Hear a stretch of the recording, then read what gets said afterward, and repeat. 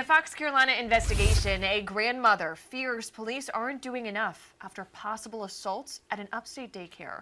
Now, she reached out to us after law enforcement got involved with this, but so far, no charges have been filed. Now, according to an Anderson police report, 10 instances of assault were reported at First Presbyterian Church in Anderson. Now, most of the victims were listed as just 1 year old. The church runs a day school during the week. Now, police filed the report on March 1st after being called in by the Department of Social Services. Parents and grandparents have told us that they were called in the same day to review security footage. They tell us the video showed a classroom teacher hitting, shoving, and throwing kids.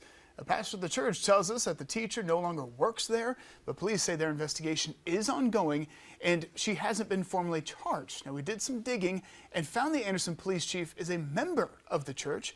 An online biography says he serves as an elder and previously served as a deacon.